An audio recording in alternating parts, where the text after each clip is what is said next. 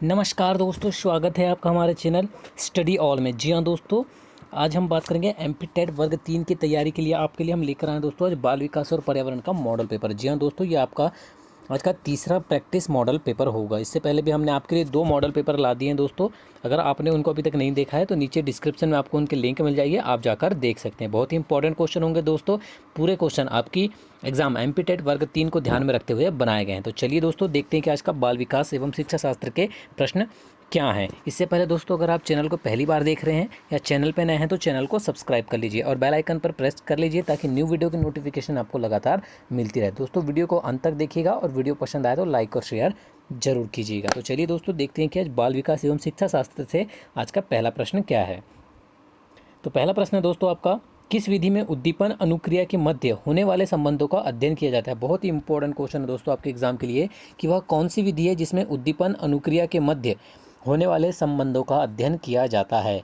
प्रश्नावली विधि, प्रयोगात्मक विधि, सांख्यिकी विधि या मनोभौतिकी विधि। तो दोस्तों वो कौन सी विधि है? वो विधि है दोस्तों आपकी मनोभौतिकी विधि।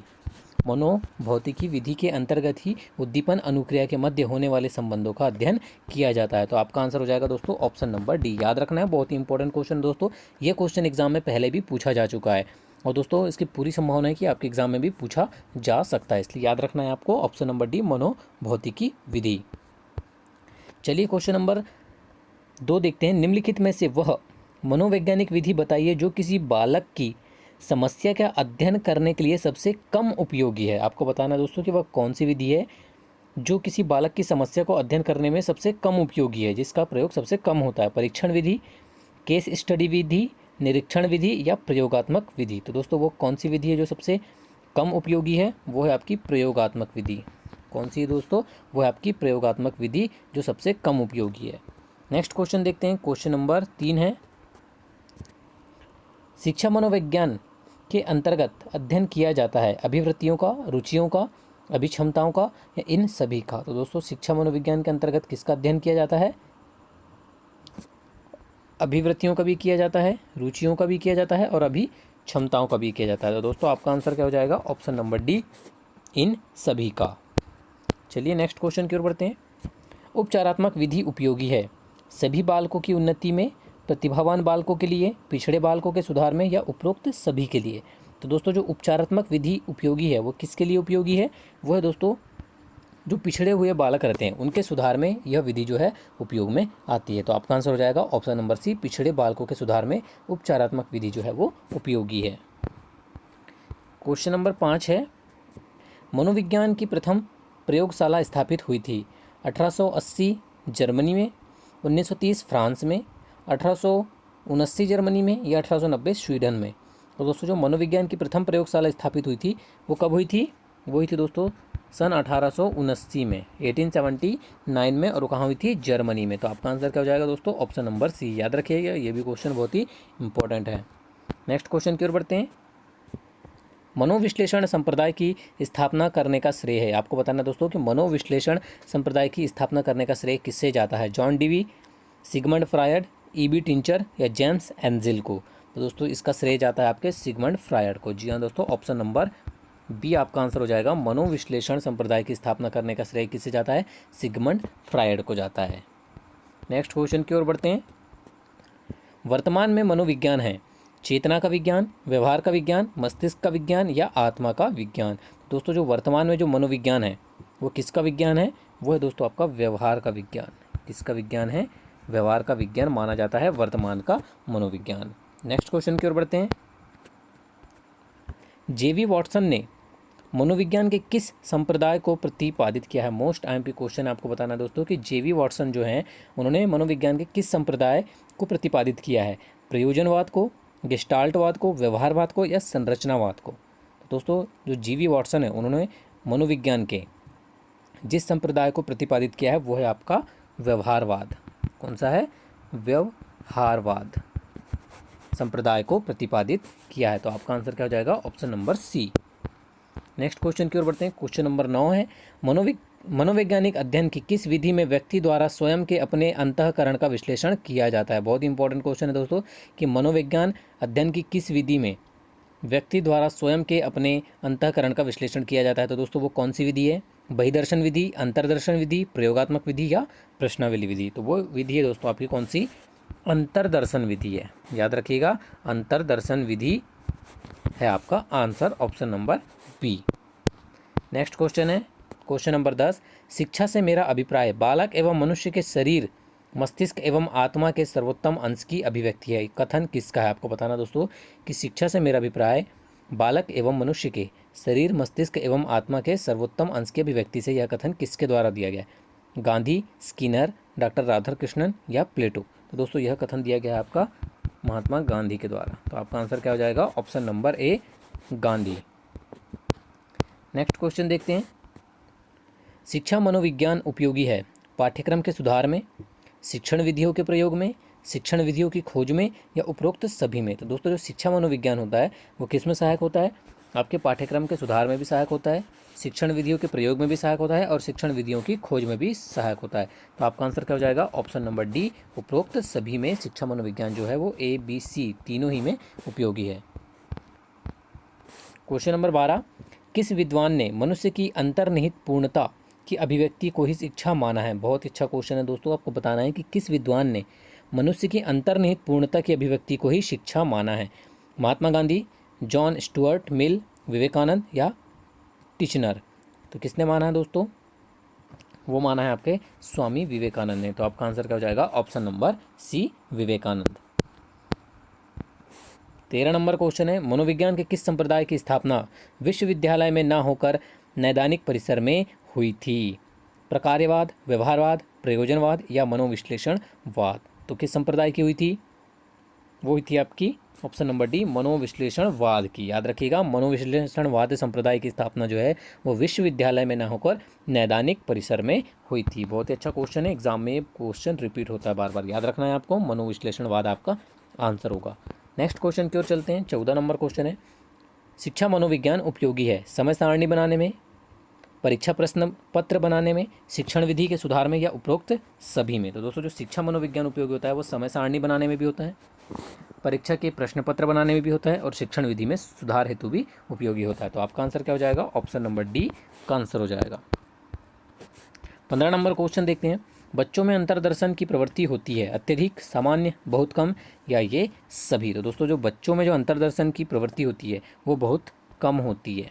कैसी होती है अंतर्दर्शन की प्रवृत्ति? बहुत ही कम होती है। तो आपका आंसर क्या हो जाएगा? ऑप्शन नंबर सी आपका आंसर हो जाएगा कि बच्चों में अंतर्दर्शन की प्रवृत्ति जो है वो बहुत कम होती है।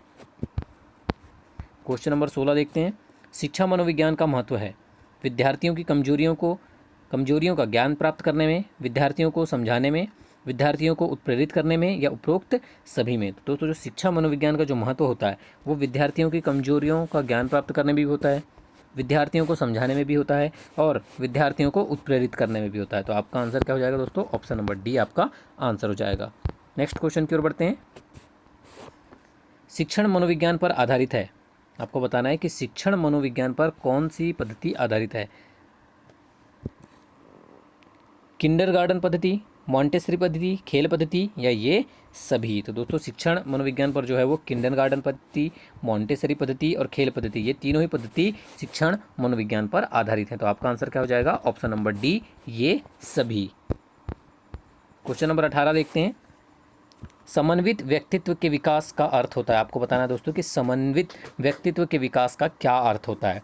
सबसे मिलजुल कर कार्य करें, वैज्ञानिक व व्यवस्थित दृष्टिकोण अपनाएं, व्यक्ति के ज्ञान, चिंतन और क्रियाओं में तालमेल हो जिससे कार्य निष्पादन सफलतापूर्वक किया जा सके, या सभी सहकर्मियों से संतुलित व्यवहार। तो दोस्तों समन्वित व्यक्तित्व के विकास का अर्थ होता है कि व्यक्ति के ज्ञान,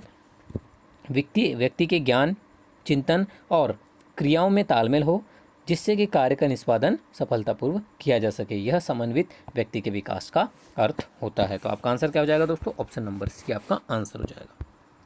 नेक्स्ट क्वेश्चन देखते हैं। 19 नंबर क्वेश्चन। बुद्धि की अवधारणा को समझाने हेतु गिलफोर्ड ने किस अवधारणा का प्रयोग किया? कंटेंट, प्रोडक्ट, आर ऑपरेशन या ये सभी? तो दोस्तों बुद्धि की अवधारणा को समझाने के लिए गिलफोर्ड ने जिस अवधारणा का प्रयोग किया था वह आपके कंटेंट भी है, प्रोडक्ट भी है और आर ऑपरेशन, ये तीनों ही अवधारणा का प्रयोग किया था गिलफोर्ड ने। तो आपका आंसर क्या हो जाएगा दोस्तों? ऑप्शन नंबर डी, ये सभी। चलिए 20 नंबर क्वेश्चन देख लेते हैं। भारत में पाठ्यक्रम को किस जानकारी से अधिक उपयोगी बनाया जा सकता है? स्थानीय जानकारी, भारत का इतिहास, भारत का भौगोलिक ज्ञान या भारतीय संस्कृति का ज्ञान। तो दोस्तों भारत में पाठ्यक्रम को जिस जानकारी से अधिक उपयोगी बनाया जा सकता है वो है भारतीय संस्कृति के ज्ञान की जानकारी से। जी हाँ दोस्तों, आपका आंसर क्या हो जाएगा? ऑप्शन नंबर डी, भारतीय संस्कृति के ज्ञान की जानकारी से जो है वो भारत में पाठ्यक्रम को और अधिक उपयोगी बनाया जा सकता है, इसलिए आपका आंसर होगा option number D. 21 number question है, श्रव्य साधन के रूप में प्रारंभ में विद्यमान था। आपको बताना है दोस्तों कि श्रव्य साधन के रूप में प्रारंभ में क्या विद्यमान था? दूरदर्शन, संगणक, आकाशवाणी या इनमें से कोई नहीं। तो दोस्तों जो प्रारंभ में ही जो श्रव्य साधन के रूप में जो सबसे प्रचलित या विद्यमान था वो था आपका आकाशवाणी। क्या था दोस्तों? आकाशवाणी था। तो आपका आंसर क्या हो जाएगा? Option number C, Akashvani. Next question की ओर बढ़ते हैं। 22 नंबर क्वेश्चन है, शिक्षा के केजी प्रथा के तात्पर्य है बच्चों का उत्थान, इसका जन्मदाता निम्न में से कौन है? आपको बताना दोस्तों कि शिक्षा के जो केजी प्रथा का तात्पर्य होता है बच्चों का उत्थान, इसके जन्मदाता निम्न में से कौन है? डेवी, प्लेटो, फ्रोबेल या स्पेंसर। तो दोस्तों इसके जन्मदाता किसे माना जाता है? वो है आपके ऑप्शन नंबर बी, प्लेटो। किसे माना जाता है? प्लेटो को माना जाता है। तो आपका आंसर क्या हो जाएगा? Option number B. Next question देखते हैं। प्लेटो के अनुसार शिक्षा की मुख्य भूमिका है सोचने तथा विचारने की शक्ति का विकास करना, प्रत्येक छात्र के व्यक्तित्व का विकास करना, देश को मजबूत बनाना या उपयुक्त सभी। तो दोस्तों प्लेटो के अनुसार शिक्षा की जो मुख्य भूमिका है वो है आपकी ऑप्शन नंबर ए, सोचने तथा विचारने की शक्ति का विकास करना। प्लेटो के अनुसार शिक्षा की जो मुख्य भूमिका होती है सोचने और विचार करने की शक्ति का विकास करना होता है। 24 नंबर क्वेश्चन देखते हैं। विद्यालयों में शिक्षा व्यवस्था से समाज की किस सीमा तक किस रूप में सेवा हो रही है, इसका पता जिस शैक्षिक प्रक्रिया से चलता है? उद्देश्य व प्रयोजन, अध्ययन अध्यापन परिस्थितियाँ, मूल्यांकन या शिक्षण विद्या। तो दोस्तों विद्यालयों में शिक्षा व्यवस्था से समाज की किस सीमा तक या किस रूप में सेवा हो रही है, इसका पता शैक्षिक प्रक्रिया की जिस शैक्षिक प्रक्रिया से चलता है वो है आपकी कौन सी प्रक्रिया होती है दोस्तों? वो होती है आपकी मूल्यांकन। कौन सी होती है? मूल्यांकन प्रक्रिया होती है। तो आपका आंसर क्या हो जाएगा? Option number C. 25 number question देखते हैं। प्रभावी शिक्षण के लिए किसकी आवश्यकता होती है? आपको बताना है दोस्तों कि प्रभावी शिक्षण के लिए किसकी आवश्यकता होती है? शिक्षण की प्रभावशीलता की, भाषाविद शिक्षक की, शिक्षक द्वारा शिक्षण सिद्धांतों के उपयोग की या अच्छे शिक्षक की। तो दोस्तों प्रभावी शिक्षण के लिए किसकी आवश्यकता होती है? वो होती है शिक्षक द्वारा शिक्षण सिद्धांतों के उपयोग की, कि शिक्षक जो है वो शिक्षण सिद्धांतों का किस तरह उपयोग करता है, उसकी आवश्यकता होती है प्रभावी शिक्षण के लिए। चलिए नेक्स्ट क्वेश्चन की ओर बढ़ते हैं। क्वेश्चन नंबर 26 देखते हैं क्या है। शिक्षण प्रक्रिया के 3 प्रमुख अंग है। आपको बताना है दोस्तों कि शिक्षण प्रक्रिया जो होती है उसके प्रमुख अंग कौन से हैं? 3। उद्देश्य, शिक्षक व मूल्यांकन, विद्यालय, सरकार व समुदाय, शिक्षण प्रक्रिया मूल्यांकन, उद्देश्य, अध्ययन अध्यापन परिस्थितियाँ और शिक्षार्थी। तो आपको बताना है दोस्तों कि प्रमुख 3 अंग कौन से हैं? तो वो हैं दोस्तों आपके शिक्षण प्रक्रिया और मूल्यांकन। ये 3 प्रमुख अंग होते हैं शिक्षण प्रक्रिया के। तो आपका आंसर क्या हो जाएगा? Option number C. जिस शिक्षण सूत्र से स्थानीय ज्ञान से संबंधित कर विश्व या राष्ट्र को ज्ञान दिया जाता है वह है अनिश्चित से निश्चित की ओर, स्थूल से सूक्ष्म की ओर, संपूर्ण से खंड की ओर या ज्ञात से अज्ञात की ओर। दोस्तों जिस शिक्षण सूत्र से स्थानीय ज्ञान से संबंधित कर विश्व या राष्ट्र के ज्ञान को दिया जाता है तो वह कौन सा होता है? वो होता है दोस्तों आपका ऑप्शन नंबर डी, ज्ञात से अज्ञात की ओर। कौन सा ज्ञान होता है वो? ज्ञात से अज्ञात की ओर। तो ऑप्शन नंबर डी आपका आंसर हो जाएगा। क्वेश्चन नंबर 28 देखते हैं। मूल्यांकन उद्देश्य व शिक्षण पद्धतियों के पारस्परिक संबंध को त्रिकोणात्मक रूप से अंकित किया है माइकेलिस ने, जेरोलिमैक ने, डॉक्टर ब्लूम ने या उपयुक्त में से कोई नहीं। तो दोस्तों ये किसने किया है त्रिकोणात्मक रूप में? वो किया है दोस्तों आपके option number C, doctor Bloom ने। किसने किया है? मूल्यांकन उद्देश्य व शिक्षण पद्धतियों के पारस्परिक संबंध को त्रिकोणात्मक रूप से अंकित किया है डॉक्टर ब्लूम ने। तो आपका आंसर हो जाएगा option number C. 29 number question देखते हैं। उद्देश्य तथा अधिगम अनुभव दोनों मिलकर अध्येता से क्या परिवर्तन कराते हैं? यह संकेत जिससे प्राप्त होता है वह है सहायक सामग्री, मूल्यांकन, अध्यापन विधियाँ या ये सभी। तो दोस्तों जो उद्देश्य, अधिगम, अनुभव दोनों मिलकर अध्येता से क्या परिवर्तन कराते हैं, यह संकेत जिससे प्राप्त होता है वो होता है आपके मूल्यांकन से। किससे होता है दोस्तों? मूल्यांकन से यह संकेत प्राप्त होता है। इसलिए आपका आंसर क्या हो जाएगा? Option number B. बहुत ही अच्छा क्वेश्चन है दोस्तों, एग्जाम में आने लायक, याद रखना है आपको। ऑप्शन नंबर बी मूल्यांकन आपका आंसर हो जाएगा। क्वेश्चन नंबर 30 देखते हैं। नवीन पाठ्य विषय पढ़ाने से प्रायः पूर्व पाठ को क्यों दोहराया जाता है? विद्यार्थियों की योग्यता की जांच करने के लिए, पूर्व पाठ से नवीन पाठ को संबंधित करने के लिए, विद्यार्थियों के घर पर पूर्व पाठ याद करने के लिए, या कक्षा में अनुशासन बनाए रखने के लिए। तो दोस्तों नवीन पाठ्य विषय पढ़ाने से पहले पूर्व पाठ को इसलिए दोहराया जाता है ताकि पूर्व पाठ से नवीन पाठ को संबंधित किया जा सके। जी हाँ दोस्तों, पूर्व पाठ को नवीन पाठ से संबंधित करने के लिए ही नवीन पाठ्य विषय पढ़ाने से पहले पूर्व पाठ को दोहराया जाता है। बहुत ही अच्छा क्वेश्चन है दोस्तों आपके एग्जाम में आने के लिए। ऑप्शन नंबर बी आपका आंसर हो जाएगा, याद रखिएगा। देखते हैं दोस्तों बाल विकास के 30 क्वेश्चन के बाद अब देखते हैं कि पर्यावरण के 30 क्वेश्चन कौन से हैं जो कि दोस्तों आपके एग्जाम के लिए बनाए गए हैं। तो चलिए दोस्तों पर्यावरण का पहला क्वेश्चन देखते हैं। ग्रीन हाउस गैसों की निरंतर वृद्धि का कारण है। आपको बताना है दोस्तों कि ग्रीन हाउस गैसों की जो निरंतर वृद्धि हो रही है उसका क्या कारण है? वनों का कटाव, जीवाश्म ईंधन का अधिकाधिक उपयोग, कल कारखानों से प्रदूषण, या उपयुक्त सभी। तो दोस्तों जो ग्रीन हाउस गैसों की निरंतर वृद्धि का कारण है वो वनों का कटाव भी है, जीवाश्म ईंधन का अधिकाधिक प्रयोग भी है, और कल कारखानों से निकलने वाला प्रदूषण भी है। तो उपरोक्त सभी आपका आंसर आ जाएगा। उपरोक्त तीनों ही कारण जो है वो ग्रीन हाउस गैस की निरंतर वृद्धि का कारण है। इसलिए आपका आंसर हो जाएगा ऑप्शन नंबर डी, उपरोक्त सभी। 2 नंबर क्वेश्चन है आज पर्यावरण का कि फसल के मैदान में अच्छी पैदावार के लिए खाद का उपयोग या ह्यूमस को जलाने की प्रक्रिया प्राकृतिक रूप से मनुष्यों को सीधे हस्तक्षेप को प्रदर्शित करती है? पोषण चक्र में, अपघटन में, नाइट्रोजन चक्र में, या खनिज चक्रण में? तो दोस्तों किस में मनुष्य को सीधे हस्तक्षेप को प्रदर्शित करती है? वो करती है दोस्तों आपके ऑप्शन नंबर बी, खनिज चक्रण में।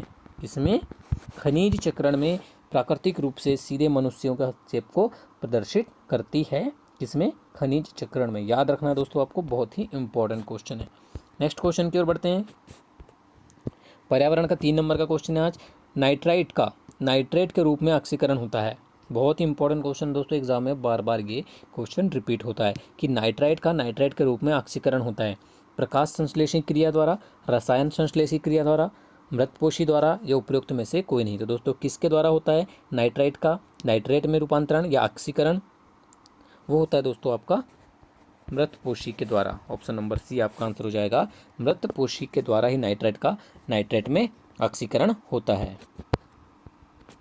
क्वेश्चन नंबर 4 है, नाइट्रीकरण के अंतर्गत होता है मैग्नीशियम का ऑक्सीकरण, पोटेशियम का ऑक्सीकरण, अमोनियम का ऑक्सीकरण, या नाइट्रोजन का ऑक्सीकरण? तो दोस्तों नाइट्रीकरण के अंतर्गत किसका ऑक्सीकरण होता है? वो होता है आपका अमोनियम का। याद रखिएगा, बहुत ही अच्छा क्वेश्चन है, इंपॉर्टेंट क्वेश्चन है, एग्जाम में आ सकता है पर्यावरण के अंतर्गत कि नाइट्रीकरण के अंतर्गत क्या होता है? अमोनियम का ऑक्सीकरण होता है। तो आपका आंसर क्या हो जाएगा? Option number C. Question number 5 देखते हैं। भारत में वनस्पति एवं जंतुओं की सर्वाधिक विविधता कहाँ पाई जाती है? पश्चिमी हिमालय में, पश्चिमी घाट में, अरावली में, या पूर्वी घाट में? तो दोस्तों कहाँ पाई जाती है भारत में वनस्पति एवं जंतुओं की सर्वाधिक विविधता? ये पाई जाती है दोस्तों आपकी पश्चिमी घाट में। कहाँ पाई जाती है? पश्चिमी घाट में पाई जाती है। इसलिए आपका आंसर हो जाएगा ऑप्शन नंबर बी कि भारत में वनस्पति एवं जंतुओं की सर्वाधिक विविधता पश्चिम घाट में पाई जाती है। नेक्स्ट क्वेश्चन की ओर बढ़ते हैं। क्वेश्चन नंबर 7 है पर्यावरण का कि पर्यावरण का जैविक कारक है। आपको बताना है दोस्तों कि पर्यावरण का जैविक कारक कौन सा है? सूक्ष्मजीव, मिट्टी, राजनैतिक स्थिति, या वायु? तो दोस्तों जो पर्यावरण का जैविक कारक के अंतर्गत आएगा वो आएगा आपके जीव। जो सूक्ष्म जीव होते हैं वो पर्यावरण के जैविक कारक होते हैं। तो आपका आंसर हो जाएगा ऑप्शन नंबर ए, जैविक कारक के अंतर्गत क्या आएगा आपका? सूक्ष्म जीव। विनाइट्रीकरण आवश्यक है नाइट्रोजन चक्र के लिए, मृदा के सुधार स्तर को बढ़ाने के लिए, प्रदूषण मुक्त वातावरण बनाने के लिए, या उपरोक्त में से कोई नहीं। तो दोस्तों विनाइट्रीकरण क्यों आवश्यक होता है? वो होता है आपके नाइट्रोजन चक्र के लिए। विनाइट्रीकरण जो है वो नाइट्रोजन की चक्र के लिए आवश्यक होता है। तो आपका आंसर हो जाएगा option number A. 8 number question देखते हैं।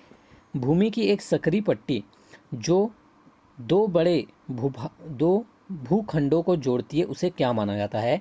भूमि की एक सकरी पट्टी जो दो बड़े भूखंडों को जोड़ती है उसे क्या माना जाता है? भूसंधि, खाड़ी, द्वीप या जल संधि? तो दोस्तों उसे क्या माना जाता है या क्या कहा जाता है? उसे कहा जाता है भूसंधि। भूमि जो एक सकरी पट्टी को दो बड़े भूखंडों को जोड़ती है उसे भूसंधि के नाम से जाना जाता है या भूसंधि माना जाता है। बहुत इंपॉर्टेंट क्वेश्चन है, याद रखना है आपको। क्वेश्चन नंबर 9, निम्नलिखित में से जीवन प्रक्रियाओं का कौन सा युग्म पेड़ पौधों और जीव जंतुओं दोनों में मिलता है? वृद्धि और भोजन बनाना, प्रजनन और भोजन बनाना, प्रजनन और अंकुरण या वृद्धि और प्रजनन? तो दोस्तों वह जीवन प्रक्रियाओं का वह कौन सा युग्म है जो पेड़ पौधों और जीव जंतुओं दोनों में मिलता है? तो वो है दोस्तों आपका वृद्धि और प्रजनन।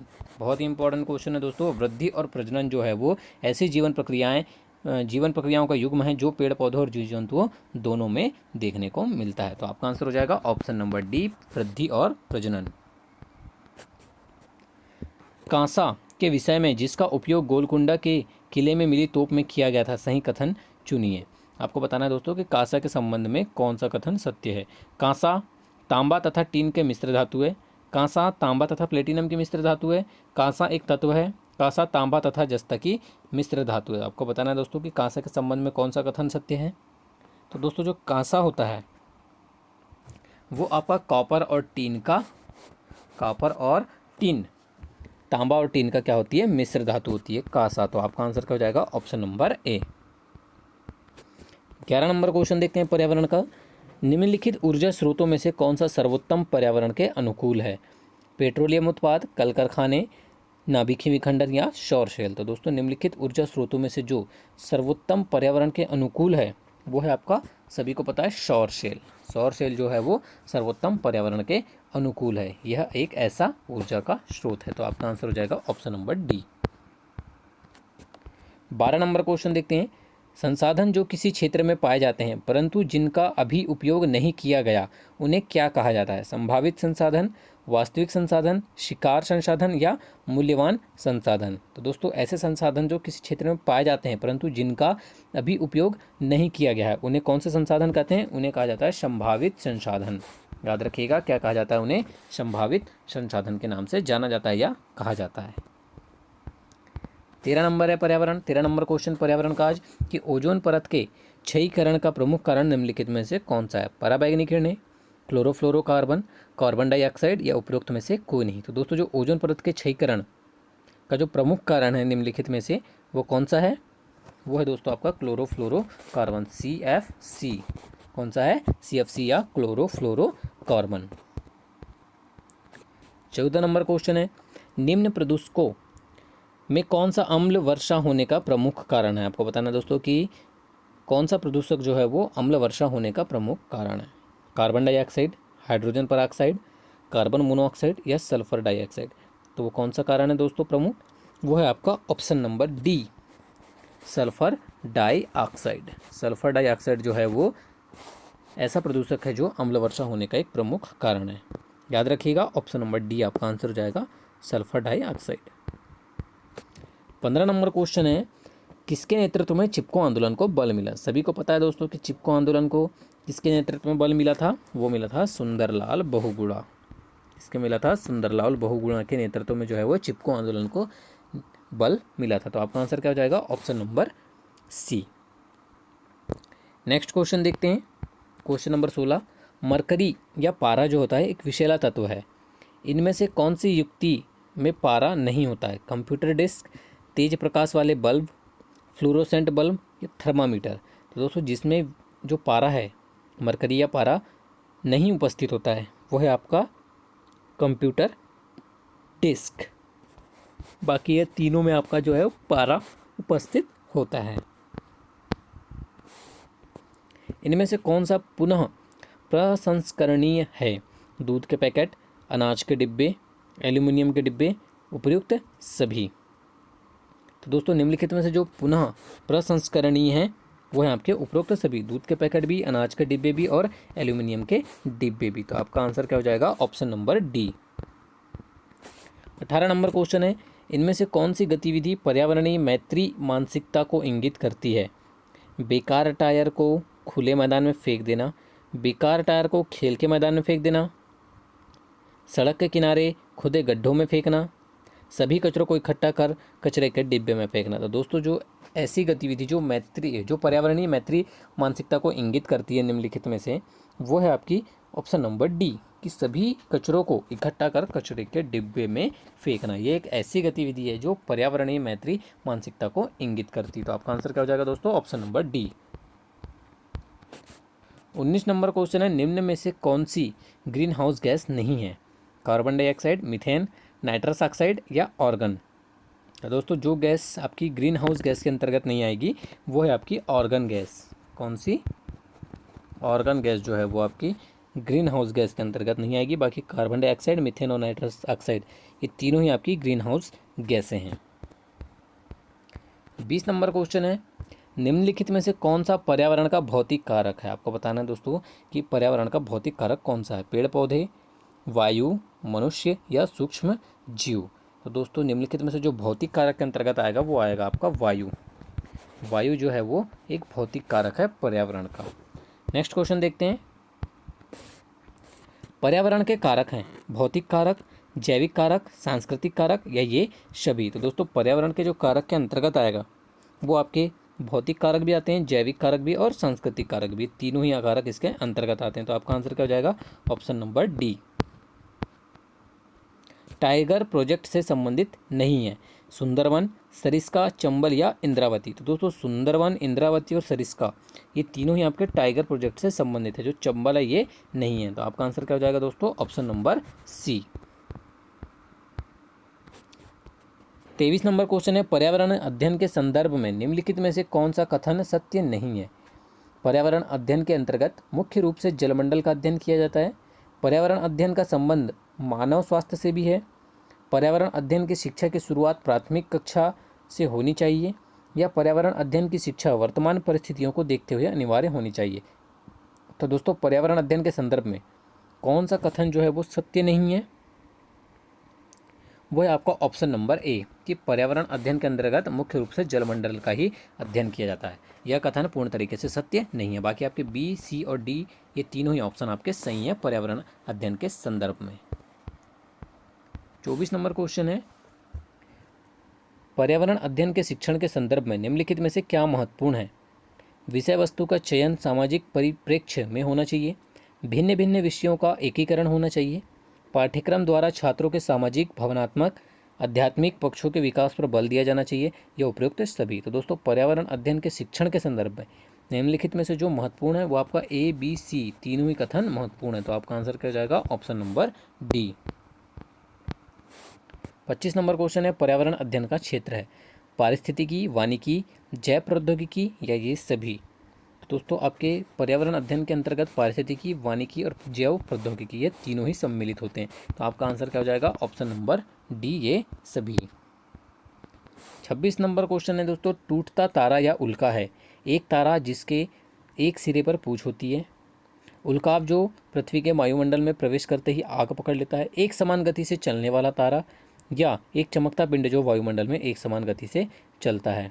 तो दोस्तों टूटता तारा या उल्का के संबंध में जो कथन आपका सत्य होगा वो है उल्काव जो पृथ्वी के वायुमंडल में प्रवेश करते ही आग पकड़ लेता है, टूटता तारा या उल्का कहलाता है।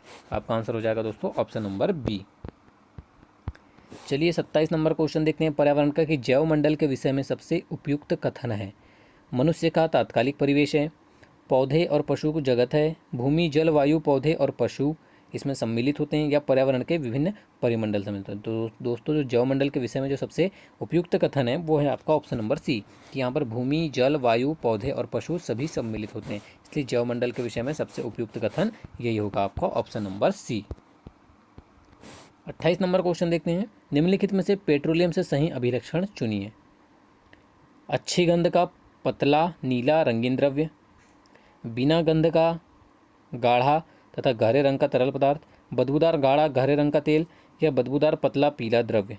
दोस्तों निम्नलिखित में से कौन सा पेट्रोलियम का बताना है आपको सही अभिलक्षण कौन सा होगा? तो वो होगा दोस्तों आपका ऑप्शन नंबर सी, बदबूदार गाढ़ा गहरे रंग का तेल जो है वो पेट्रोलियम का सही अभिलक्षण होगा। तो आपका आंसर हो जाएगा ऑप्शन नंबर सी। मधुबनी चित्रों को बनाने के लिए चित्रकार द्वारा उपयोग में किए जाने वाले रंग होते हैं सोने चांदी को घोलकर बनाए गए पेंट, पीसे हुए चावल के रंगीन घोल, विशेष प्रकार के बने पोस्टर रंग या अति उत्तम गुणवत्ता के फाइबर पेंट। तो दोस्तों जो मधुबनी चित्र को बनाने के लिए चित्रकार द्वारा जो उपयोग किए जाने वाले रंग होते हैं वो पीसे हुए चावल के रंगीन घोल होते हैं। याद रखिएगा, बहुत ही इंपॉर्टेंट क्वेश्चन है, पीसे हुए चावल के रंगीन घोल होते हैं वो। तो आपका आंसर क्या हो जाएगा? Option number B. आज का लास्ट क्वेश्चन दोस्तों 30 नंबर क्वेश्चन है पर्यावरण का, और आज का 60 नंबर का क्वेश्चन है कि पश्चिमी घाट के सघन सदाबहार वनों को कहा जाता है शोला, अरण्यक, टैगा या सेल्वा। तो दोस्तों पश्चिमी घाट के जो सघन सदाबहार वन होते हैं उन्हें क्या कहा जाता है? उन्हें कहा जाता है शोला। क्या कहा जाता है दोस्तों? शोला कहा जाता है। याद रखिएगा, मोस्ट एमपी क्वेश्चन है आपके लिए कि पश्चिमी घाट के सघन सदाबहार वनों को शोला कहा जाता है। वीडियो को अंत तक देखने के लिए धन्यवाद दोस्तों। अगर वीडियो पसंद आए तो प्लीज़ लाइक और शेयर जरूर कीजिएगा।